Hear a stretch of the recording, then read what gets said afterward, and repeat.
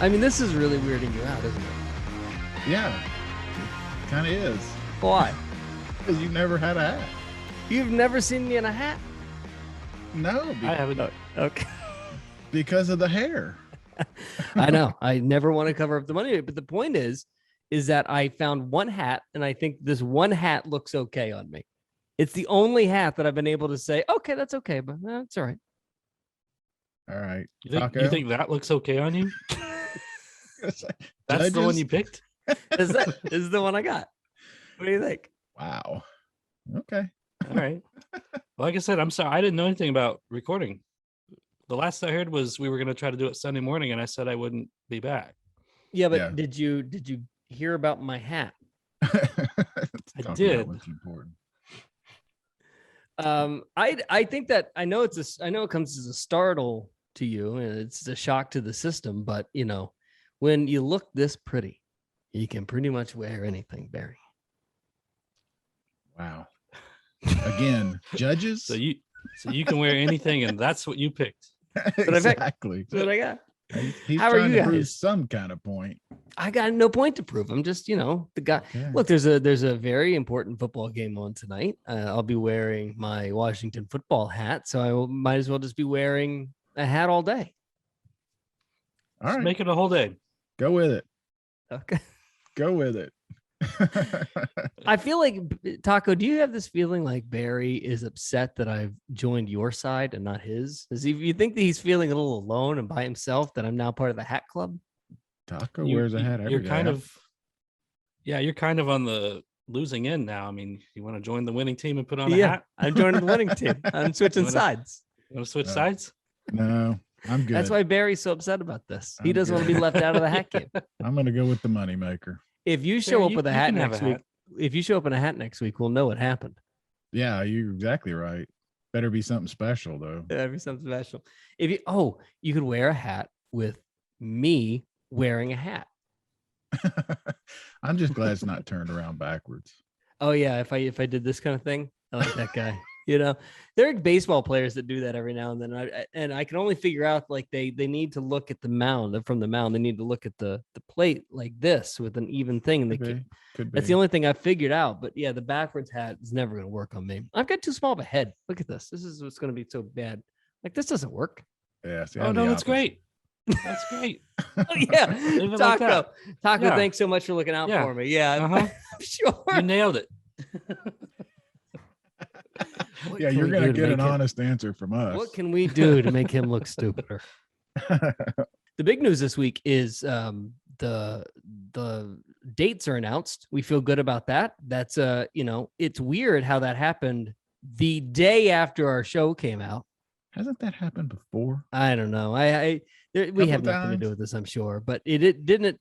It was a little strange. Like the second that we say it comes out. Maybe we need to start talking. And putting other stuff in the universe. what like, else for do we instance, what else are we really, really wanting?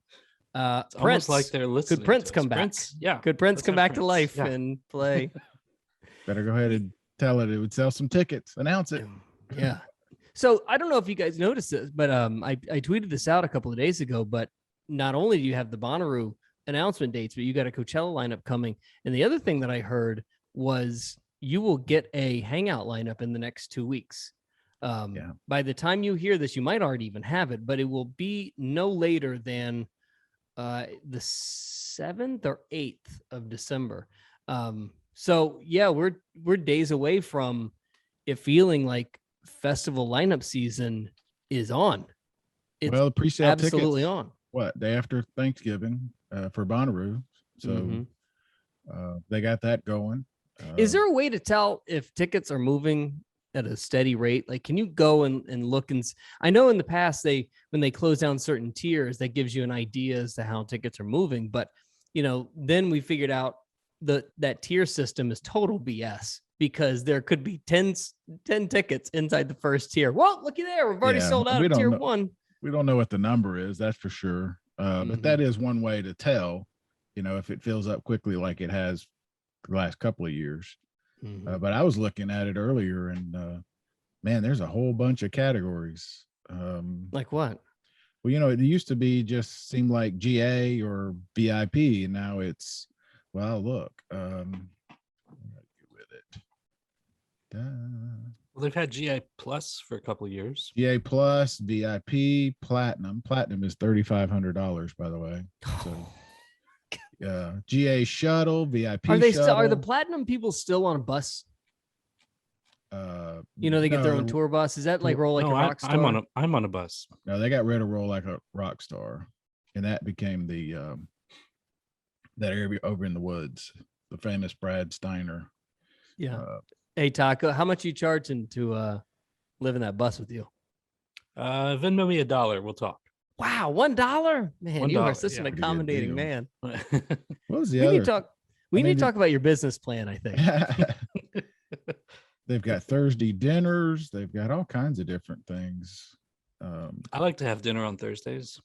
Yeah, I that's like the other. Thursdays. They're Fridays are pretty good. They're going to let people Saturdays. in. They're going to let people in Tuesday and Wednesday, as we have as they were going to last year. VIP is able to get in Wednesday now. Mhm. Supposed to have their own entry into Bonnaroo. I mean, all kinds of different changes. So interesting to see. There's a lot of I kind of get distracted every time I hear Barry say Tuesday or Wednesday. Tuesday. I kind of lose everything that you're saying because I start thinking about words that I might say that would distract other people. Like, do I say something in a way that distracts somebody so completely that it just knocks them completely out of the conversation? I didn't realize it was that annoying. It's not annoying. No, I think it's endearing. Actually, I love the Tuesday and Wednesday. Yeah, it's what Grandma would say. It's so endearing and lovely, and it's like it's hearkening back to the days of yore. When you hear me say "wash," that's what Grandma used to say. Wash the car. My grandmother, and I do this all the time. She used to walk around the house whenever something would be like really startling to. She go, "I declare." Well, I declare. Not an oopsie daisy. She never did a whoopsie or an oopsie daisies. No. Anyway, go ahead. So the platinum, so it is essentially Roll Like a Rock Star, right? But you're still camping. You know what? I don't know. It's not the Roll Like a Rock Star where they had the buses where you would platinum 5 RV people camping or whatever. It's okay. I don't know what you get. Well, let's look. Platinum RV camping. Okay. So there are times where, we'll be walking around and, this is not a pat on our back, but, we will be with, do the AC guys can't even get into platinum. They don't even let the all access badges into platinum. So, I mean, the $3,500, well worth it. I wonder how many of those they actually sell. What do you think they're selling in platinum for? They're selling 500 of them? I have no idea. Let's see. You get the new exclusive campground, tree shaded area behind Brewers Village, air conditioned lounge, all inclusive dining and drink, private showers, restrooms, fast track entrance, Wi-Fi, lawn games. If they sell 500 of those tickets, they're making $1.7 million. Yeah. Well, they get Bloody Mary. We have Bloody Marys. We're under. There's not much of this underpriced. there's not much of this that we can't match. And we could cut this price in half. We could save you a lot of money. You get to sleep at 24-hour Taco. concierge. Our concierge could be Brian Stone. Who doesn't like to see his, cheery Nick's face our in the Bloody morning? Mary guy. He'll make you a Bloody Mary guy. Yeah. Now go back to these private showers. Are they suggesting that the regular showers are not private? I mean, is somebody showering me? Yeah. Are you showering with you? Well, you do have complimentary spa services. Spa services and lawn games. For somebody like Taco, you're gonna have to explain to him what spa services are. I don't know. What do I look like? I know. Wow. I mean, so how much is it just regular VIP? Man, you are not the kind of help desk I was looking for today. Well, I got to go back. $1,250. Regular $1,250. $1,250. And so let's say so $1,250. Man, that is just a ton of money. And let's say they sell 1,250, right? And let's say they sell, 2,000 of those, $2.5 million. I mean, just in the VIP upgrades alone, you've just, cleared $3.5 million, $4.5 million. Yeah. I think a lot of these are like business write-off type things. Yeah, well, it's still, still money into Live Nation and to Bonnaroo. And this is, the fear was something like Bonnaroo was not going to come back, or if somebody was worried about it, just remember, Live Nation has more money than God. They are rolling in money, and they're doing better now than they did before the pandemic, which is nuts to say. They're doing just fine. So, these things are not going to go away unless they really want it to go away for a reason. I can't even begin to explain like the math of when Hangout sold out that, years ago with the weekend. I remember you. And yeah, they you were pretty talked about that for days. Yeah, I mean, if they sold 10,000 more tickets, it meant like another $1.5 million in revenue for them, straight revenue that didn't just added revenue that they didn't even have to account for. It just came in, just extra money, found money. To add to your point, I guess, GA is less, pretty much. Tier 1 is $299, tier 2 $320. What do you mean by less? I want to say GA 3 years ago was like $350, $349. Are you saying that they lowered the price? Am I wrong, Taco? Is that what you remember? No, it's cheaper now. What you don't see is they hit you for the fees. And they still get you for the fees. They're going to get their money. Still get you for the fees. The fees. Yeah, you got to have your parking and all that. $60 and it's $60 just in fees just for the ticket. What? Yeah, and then tax on top of that. They own the ticket Taxes company. And fees. Yeah. They always do that. What a racket. Me and Barry, we're going to start our own fee company just to get to the What podcast. You're going to have to pay for the fee. Our fee company is called Handling. What Fee? Yeah. Convenience fees for using the internet. They're just paying themselves with these fees. Well, they make it work. Yeah. So, the other thing, was there anything else on the festival world that happened this week other than Hangouts happening in the next 2 weeks? And then we have dates, we have prices. Anything else hanging out there that we haven't gone through? No, I was looking at the tent camping option. You can show up, they'll park you, and then you walk your stuff into tent camping. Where did that go? And you get a souvenir tent, souvenir air mattress, sleeping bag, lantern. So, they trying to make it easy. Mm-hmm. That's the thing we've talked about for the last 6-7 years. They're trying to figure out a way and there's all kinds of shuttles between Nashville and hotels and all that. So they're really trying to figure out a way to make it easy for just about everybody. Boy, what a missed opportunity from the city of Chattanooga.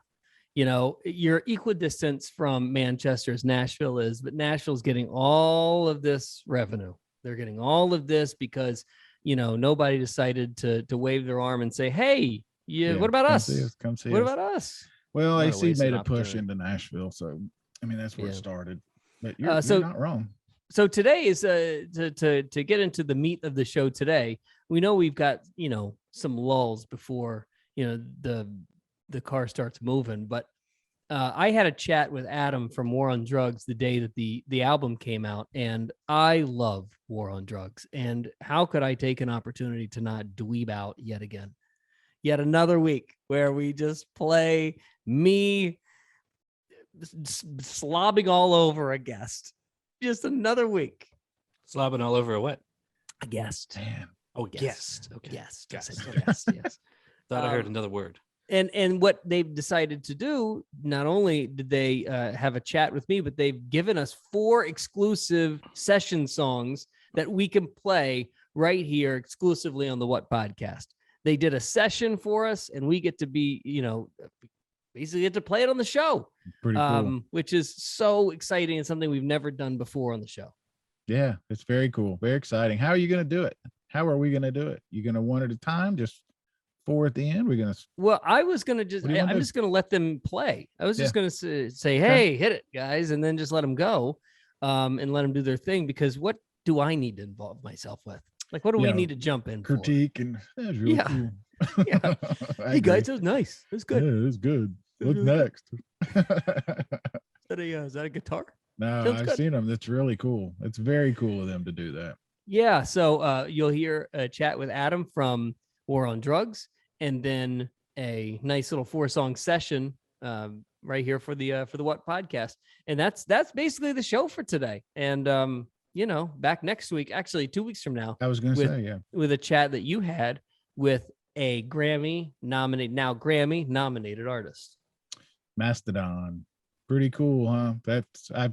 I've told it. I was literally on the phone with their manager when we got word that Bonnaroo was not happening this year. We were setting up. The three of us were going to do an on-site with the band, and we were on the phone setting it up when you guys texted me and said, "Yep, there it is, cancel." Oh, wow, I didn't know that. But yeah, well, they were really cool, and I said, we'd really like to still talk to them, and they made it happen. So we'll have that in 2 weeks, and then we're right up on top of Christmas and some other announcements, maybe lineups, right? So we'd hope so. And Anything in then Lord Taco's world's going on? What happened? What's going on in Lord Taco?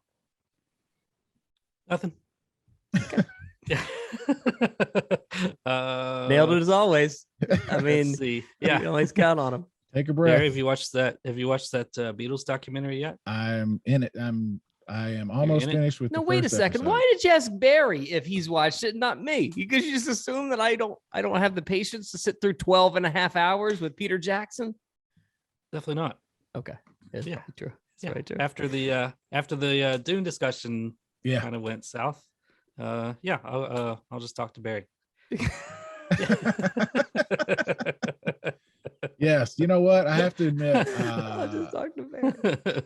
I didn't think I was gonna want to watch it after the first 20 minutes because it just seemed like it was going to be 8 hours of home movies. And then after talking to other people who are every bit the Beatle geek fan that I am, I started back, and it's pretty amazing. It's pretty cool. Okay, explain to me what it is. Is it 4 episodes, 8 episodes? How long is this damn thing? It's 3 4 episodes. 3 episodes. 3 episodes, about 8 hours, right? Total. Each episode's 8 hours? No, Total. Oh, okay. total. And it's the basically footage that was shot during the Let It Be, which was their final, kind of the swan song. Mhm. And when the original came out a year after they broke up, it seemed it was a real negative. Everyone was sort of like, oh, well, they're fighting all the time. That's why this one's significant, because they weren't fighting all the time. They had issues, but they're happy and normal, and you see them as human beings. But you also see them, like there's a whole scene with McCartney just sitting down with nothing, and a few minutes later had Get Back. That's what I was going to say. Is that's what got me interested, is this clip that people have been sharing of him just sitting there strumming, and then just out of nowhere, it just kind of this song just pops in his head, and he starts playing it, and that's the song, and it's yeah. And that's what got me wanting to play it. And he started on it because Lennon was late, and the storyline, if there is one, is they have about 13 or 14 days. They want to do this live performance, which they don't know what it is yet, and they've given themselves this deadline. So you're watching, arguably, in my opinion, the greatest band in the world come up with stuff that we all know. Okay, so this is video captured in a very small sample size. This is not home movies from their entire career. No. That's much more interesting to me than it was intentional. It was intentional footage. Not intentional for an 8 hour, that's where it's different. Mm-hmm. So, and I told you, Brad, you'd have to, I don't know if you have to be a huge Beatles fan to love it. Probably.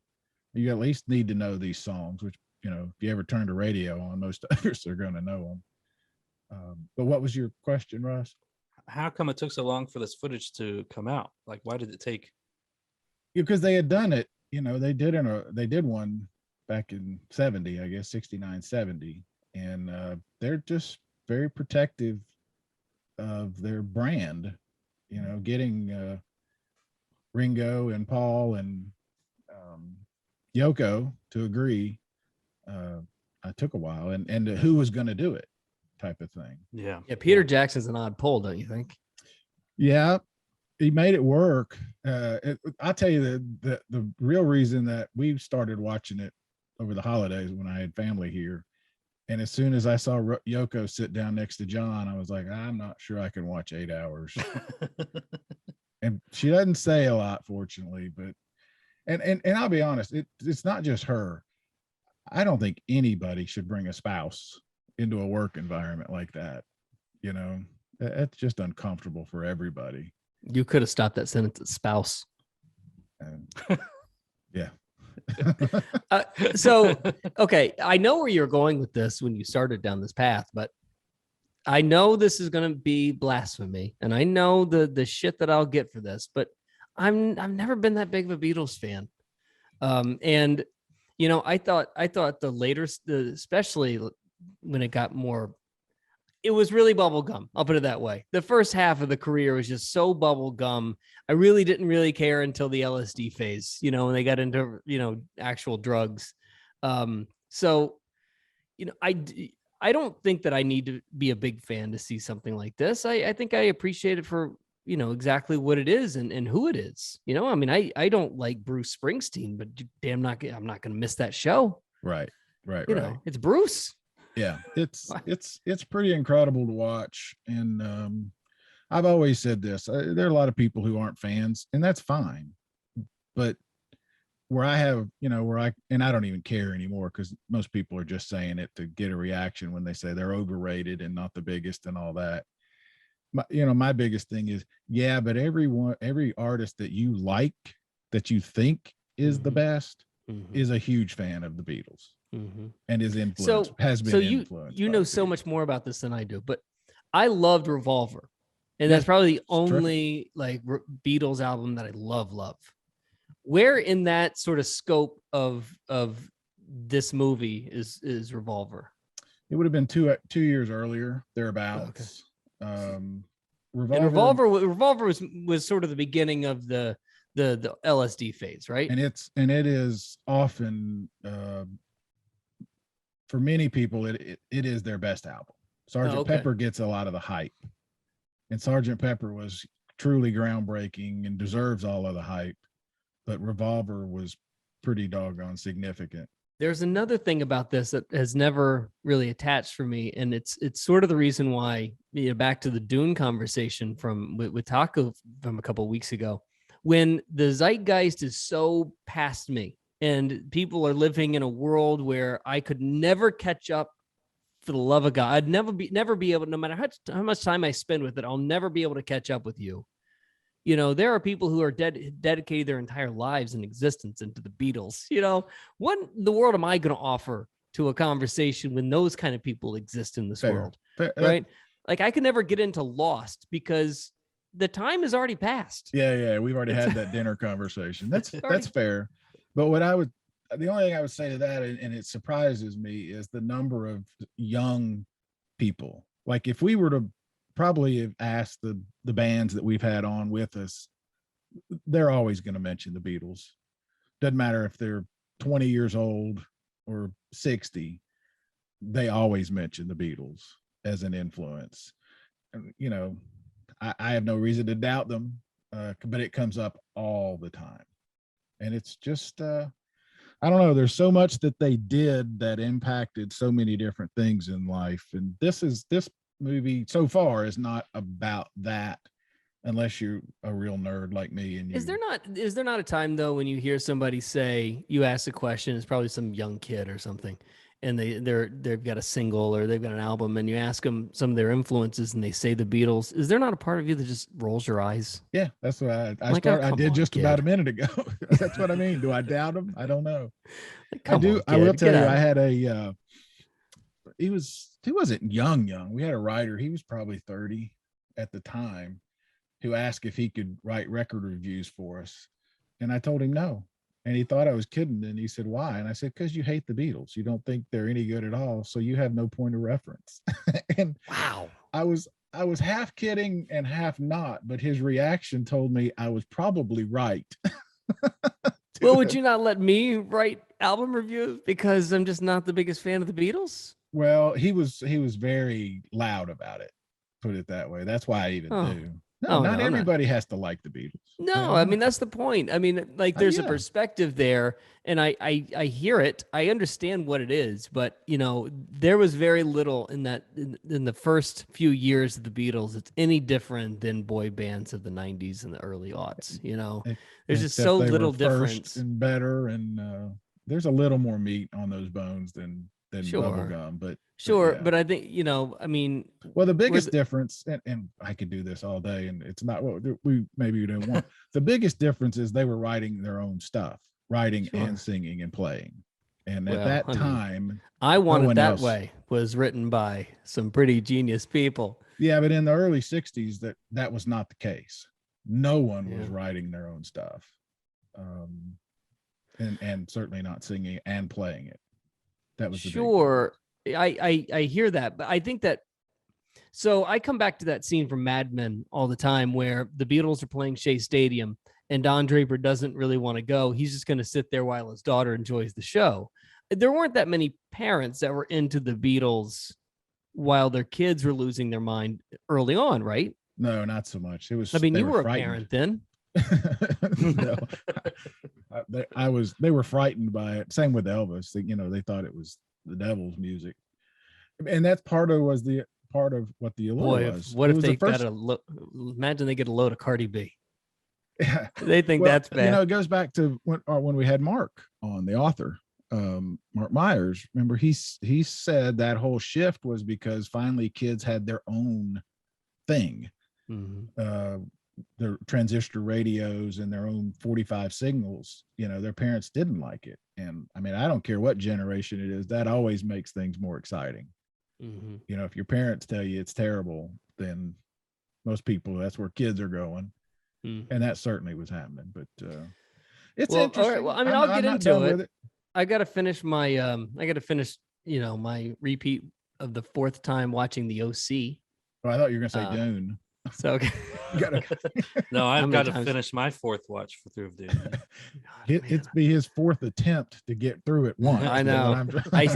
I have yet to watch it from front to back in one sitting without something going wrong or falling asleep or, I'm going to take it like the taco approach of just keeping it on in the background at all times and just grabbing things as I walk by and putting it all together. And eventually you'll see it all. Eventually I'm going to get to the whole thing. Yeah. I will say, Taco, since we talked about this 2 weeks ago, I've heard from a lot of other huge Dune fans and they love it as much as you do. So it gets a lot of praise from the Dune nerds.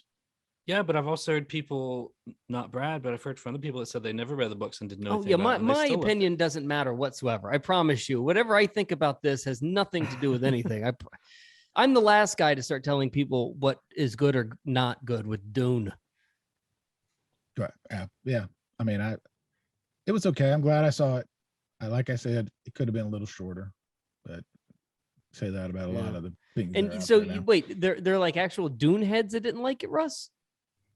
Not that I know. I think what he was saying is that there are people who hadn't read the book that also like it. Okay. They're not it as doesn't nerdy. Seem to be, yeah. I only know one guy, and it's Chris Stanley from the Bennington Show, my radio and life hero, Ron Bennington. His producer is a huge Dune nerd. I mean, he's into this just like you are, and he hated the new movie. He hated it. Really? Yeah, and I mean, he's got his own purpose, his own reasons. I can't explain to you what they are, but he was the only one. Yeah, he's the only like major, Dune person to not like it at all. It kind of goes back to the Beatles thing. Like, everybody sees it was Thanksgiving. So we had all my family here and my older brothers. We'll put it this way, that we got a Trivial Pursuit Beatles edition one year for Christmas. And there was almost a fight because they disagreed with the answers on some of the cards. Wow. They're that big. See, this is why I can't get into the Beatles. There's already this world where you guys are playing Beatles Pictionary. Like, how am I going to include myself? I'm really getting into the Beatles these days. Well, I how can't can even I play really that. get myself? How can I do that? I'm a huge fan and I can't play the game. I mean, it gets into record labels and dates and, that ain't gonna work for me. All right. So War on Drug this week, Mastodon in a couple of weeks. And then by then, hopefully we've got some lineups and some major action moving. But the What Podcast with the War on Drugs. Enjoy. Man, I'm so happy to finally meet you and talk to you. I couldn't be a bigger fan of yours. Thanks, man. Your band is incredible. Your albums are damn near perfect every time. It's like there's some sort of like War on Drugs button you hit, and it just magically all of a sudden sounds perfect. I don't know how that button works, but it's pretty impressive. There is a distinct sound when it comes to War on Drugs songs. I'll take it. Yeah. I mean, I'll credit my producer, Sean Everett, on a lot of that. But we just get in there, and we just work on this stuff for a long time and try to make it sound good. I've heard you say that so often about how, and I think that the most interesting thing about the band is how long you tinker and tinker and tinker and tinker with a song. What is like the longest amount of time you've spent on a song? What was it? Probably. I mean, it's not like we work on it every day straight, but I mean, certain songs have definitely taken, 2 years to kind of like get from beginning to end with it making sense or sounding. But you could keep tinkering even after that, couldn't you? I guess technically I could, but I'm pretty good about letting it go. Like I feel like the tinkering is kind of a way to find like the heart of a song, the essential being of it. And then once we kind of uncover that, then it's I'm always cool to be like, cool. Like I like when there's some rough edges on things or things feel like, the joke that Sean and I always have is we spend all this time on stuff just to get it to sound like a casual recording of a band in a room, because it's like they're just making it like painting like a great illusion. But yeah, I'm okay to let it go when we find what we're looking for. How about the inverse of that? What's a song that took you no time and it was just right almost immediately? There was a song actually it's a B-side on this record that I really like, but I couldn't find a place for it. I basically had like a really quick demo of it at home. And then I showed the guys, it was like Dave, Anthony, and Robbie. We were at a studio in LA. And I basically showed it to them. And we're like, okay, we went into the studio and we did a version of it in like 10 minutes. The band just kicked into it and it sounded really great. I think we did 2 takes and it's under 3 minutes long. And it's like a really sweet little pop rock song that I really love. And it's like, oh, that was easy. They're not always that easy, obviously. Right. But it's nice when they are, But there was a part of you that really wanted to go under the hood though, wasn't there? I did. Yeah, we spent another 6 months like adding stuff to it. And but the song, the structure and everything, it based the heart of it was there. But that's the fun part. I've never, in 20 some odd years of doing this, I've never asked this question, but because I'm so excited for this album, literally tell me about it. And, I understand like the progression of a human being and how writing goes for you, especially, but because I'm a nerd, I actually just want to hear what the album's about. Because I know they all seem to have a centralized theme for you. This one, I would say, is kind of about, and these are things I tend to learn a little bit after the fact. I don't really go into it with like some grand vision about what it is that's plaguing me that I need to express. I feel like I love to write music, and so I work a lot and I try to write a lot of stuff, and then the stuff that grabs me, I think it's all centralized on maybe one idea. And I think these songs and this period is kind of just about growing into a new phase of your life. You know what I mean? And not necessarily leaving anything behind, but kind of just learning how to grow and move into a new chapter with a sort of grace, and understanding. I dare say happiness. Right. Or yeah, exactly. Or the pursuit of it. Yeah, for sure. I mean, it's just such a stark. The reason I bring this up is because it's such a stark contrast from like Lost in Dream, which was, by every account that I've been able to pull together, it's pretty depressing moment for you, you know? Yeah, So literally. Yeah, exactly. So to then be 2 albums later and almost do a 180, it's got to be a little odd. I think yeah, it's the beauty of time, and I think yeah, I mean, I think when musically, I always enjoy music that is fairly uplifting. I think even on Lost in the Dream, the songs, the music of the sound, at least to me, the sound of the song is big. But I think I was wrestling with a moment in time that I felt the need to sing about. But now, yeah, I mean, there's definitely things about now that are way, I find much more comfort in now than I did maybe 6, 8, 7 years ago. Like what? Like, well, obviously having a kid halfway through this record was helpful, that'll change you. And I think also a certain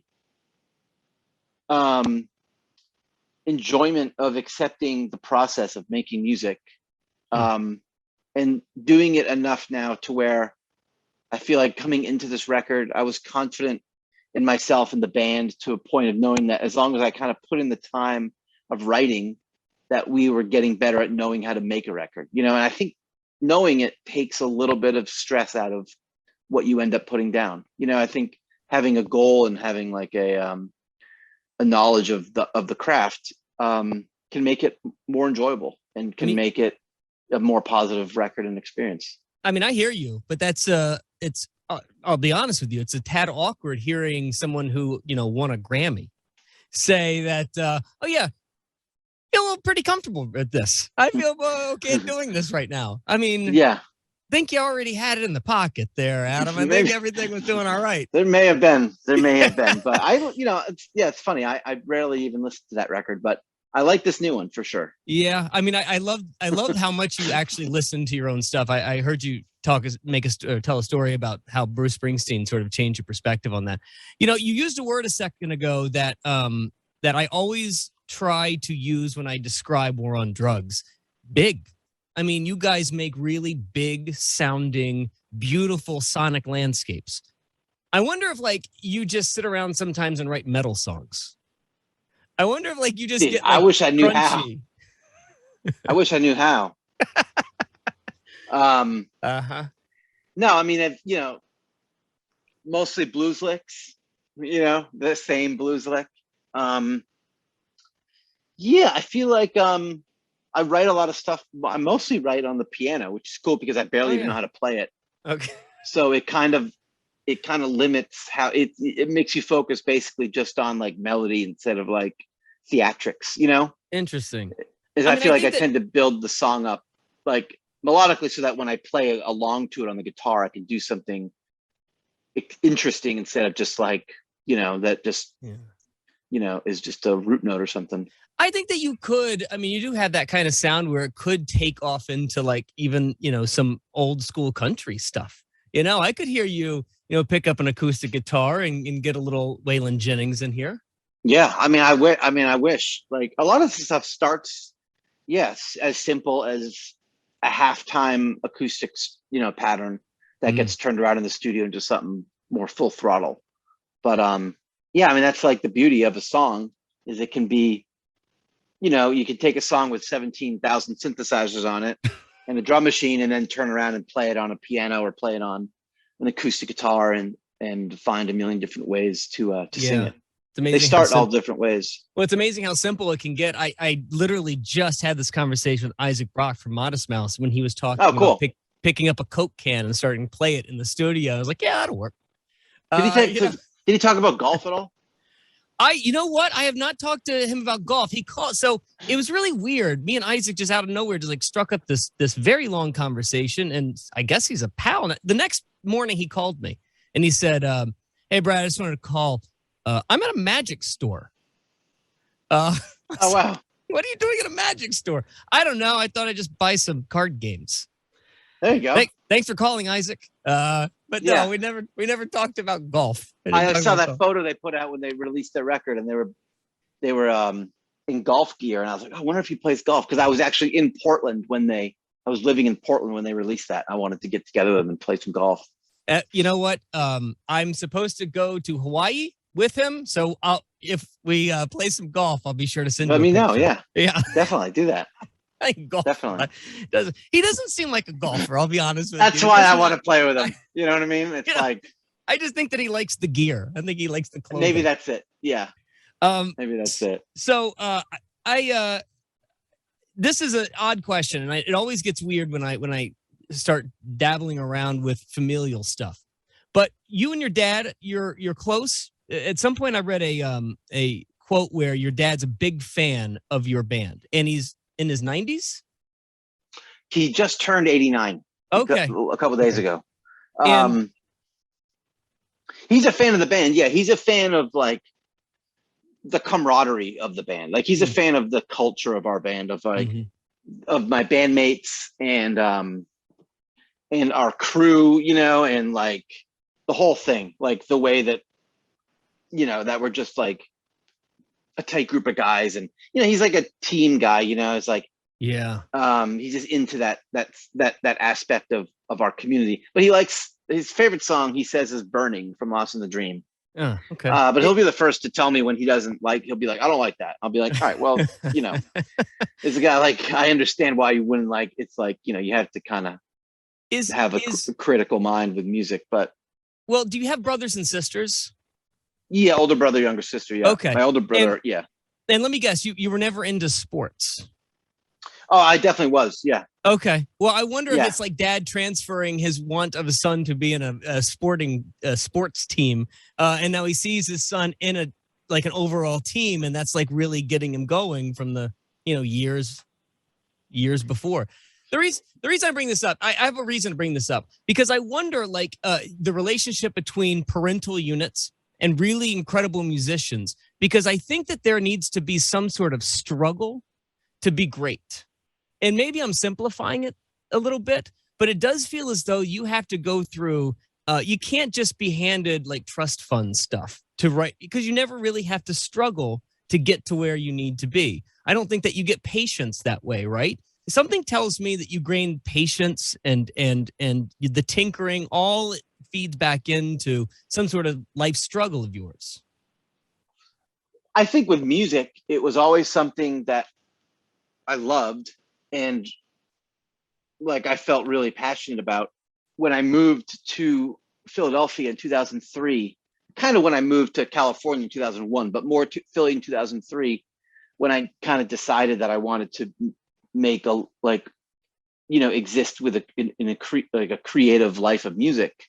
I didn't really know what that meant. It didn't mean I wanted to be like some rock and roller who, you know, I just wanted to like make music my life, which is what I already kind of been doing, but I wanted to be a part of it in a different way. I didn't really know what that meant. And I think I spent the next like 8 years basically trying to figure that out, which is me, like, you know, I mean, learning how to write and record and meeting friends and just getting into the scene in a way that I was never a part of before. Playing shows, learning how to make records and recording and I think, you know, now that I have a kid, I kind of understand, like, you probably just, you're looking at it from, you know, and you're just maybe a little confused about someone's choices. But you just have to, I guess, trust that they're kind of on some sort of path, you know? Yeah. And I think for me, that was kind of the path, was just learning how to exist with a creative life, you know? And having you know, a female aspect that's pretty supporting of that is incredible. You know, when I started radio, my mom would call me for the first decade of my career, and she would say, Brad, the Home Depot has benefits. Right. Just never thinking this was a real thing. Yeah. We've all been there for sure. Yeah. But, you know, I want to do a to finish up. First off, I really appreciate your time. But secondly, I want to do a really quick War on Drugs lightning round. Okay, so real quick, War on Drugs favorite drugstore. Drugstore. Silver Pharmacy. Okay, the over under 5 woos on this album. Over or under 5 woos. Under. Oh wow, I really had the over on that one. Might even be 0. Really?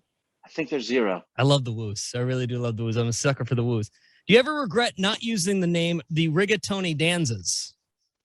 No, I don't. Okay. And finally, does Adam from War on Drugs have a doppelganger? I was told earlier that there's a guy in my hometown who apparently is my doppelganger, but I do not remember his name. Okay, well, I have somebody to throw into the pot. It's a man by the name of Jimmy Fallon. Oh yeah, right. I've heard that. Yeah. Yeah. Who also looks like our drummer, so it gets confusing. Really? I can't get past it. It's a very hilarious thing. You're like his hip brother. Like Jimmy he's Fallon. Boston. He's a Boston guy. Maybe we're related. Maybe. Adam, thank you so much. Thank you for Thanks. 3 or 2 at least. I haven't heard the new one, but 2 beautiful, beautiful albums that have just been absolutely a major part of my life. I can't thank you enough for, at least Under the Pressure, which I think may be one of the great songs of the last decade. So well, there you go. Thanks, I'm really, really happy to meet you, and I hope to see you on the road.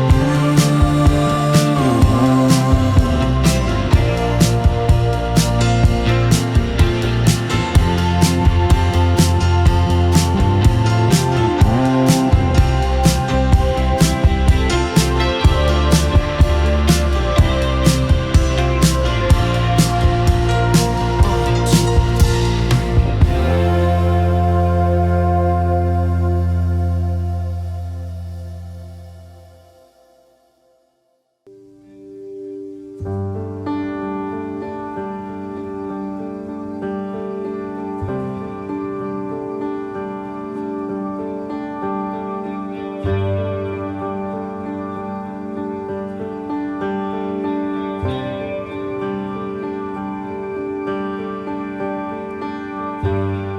was born in a pyramid by an old estate, and down at the yard, working my whole life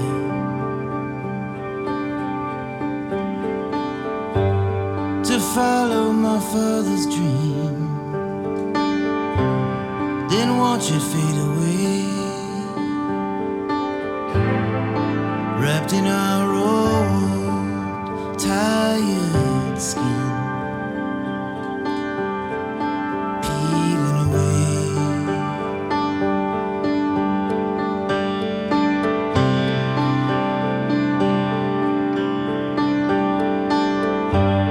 All the flowers lately in our window lay in disarray. Shadows are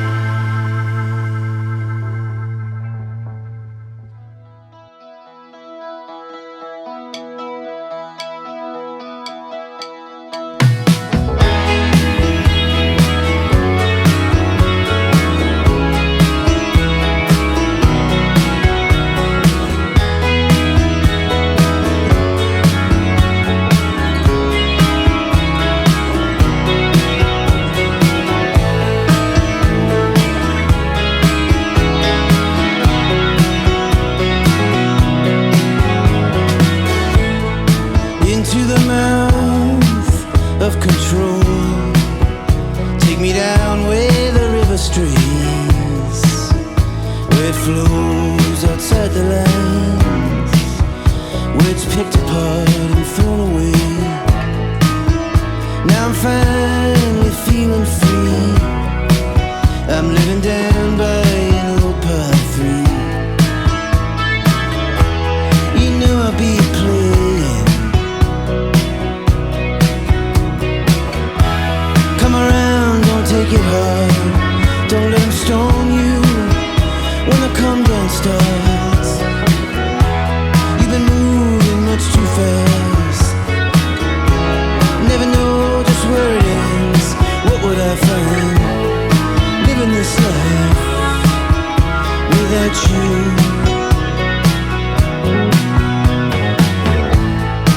I got swept up in a world so strange, one you never even recognize. But I slipped away, a stranger, and I don't know why. It's killing me, baby, with your words. They brought me out onto steady ground, and I was wounded and shamed.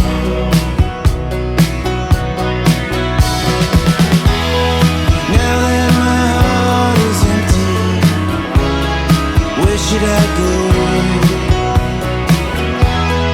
You've always been a constant, my northern star. Where do I go? Yeah, without you.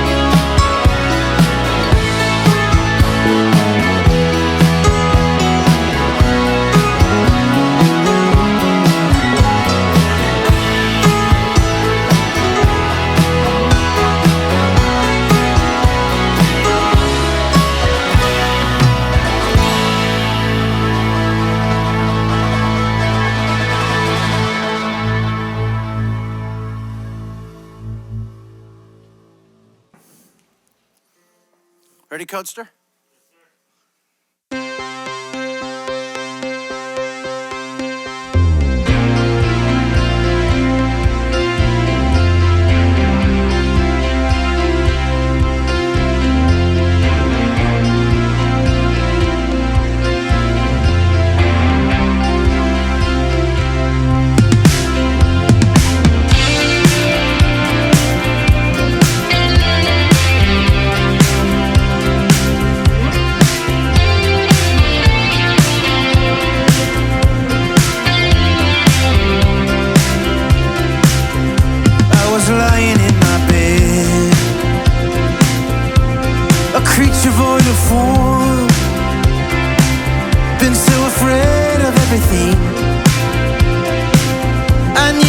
chance to be reborn.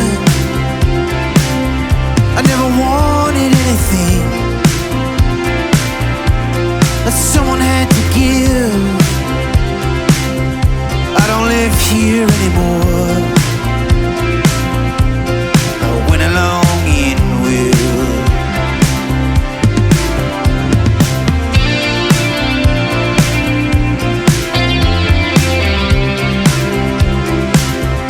When I think about the old days, babe, you're always on my mind. I know it ain't like I remember. I guess my memories run wild. And then we went to see Bob Dylan. We danced to Desolation Road. But I don't live here anymore. But I got no place to go. Beating like a heart, I'm gonna walk through every doorway I can stop. I need some time, I need control, I need your love. I wanna find out everything I need to know. I'm gonna say everything that I need to say. Although you've taken everything I need away, I'm gonna make it to the place I need to go. We're all just walking through this darkness on our own.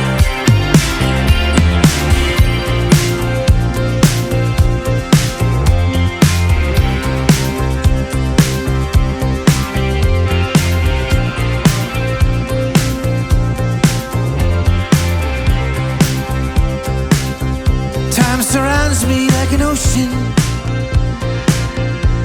My memories like waves. Is life just dying in slow motion? I'm getting stronger every day.